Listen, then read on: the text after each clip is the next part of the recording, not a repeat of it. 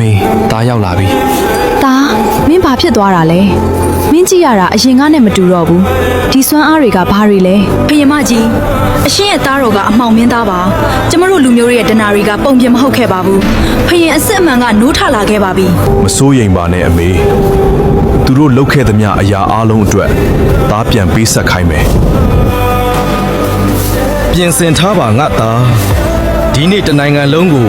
မင်းကနောက်တက်မဲ့ဖရင်အစ်စ်ဖြစ်တယ်ဆိုတာငါကြေညာတော့မယ် အားလုံးနားထောင်ကြစမ်းငါအခုဒီနိုင်ငံရဲ့ဘရင်အစ်စ်ကိုကြေညာမယ်သူကတော့ငါရဲ့ပြီးပြည့်စုံတဲ့သားတော်ပဲမင်းကဘရင်အတုပဲ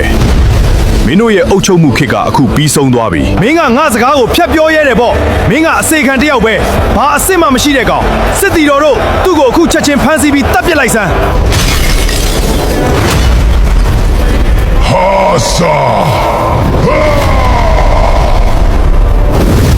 ငါရစစ်တီတွေနိုးထကြစမ်းဒနာကြီးကအမှန်ပဲ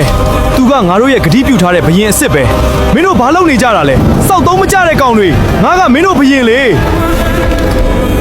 ဒီတရဖူကမင်းနဲ့မထိုက်တန်တော့ဘူးမင်းကဒီနိုင်ငံရဲ့ဘရင်မဟုတ်တော့ဘူးအစ်စ်အမှန်ကငါပဲ ဘရင်အစ်စ်အမှန်ကပြန်ရောက်လာခဲ့ပြီ လူတိုင်းကအစေခံတယောက်လိုပဲမြင်နေကြချိန်မှာမင်းကပဲငါစီကထူးခြားတဲ့အမှန်တရားကိုမြင်ပေးခဲ့တာပါ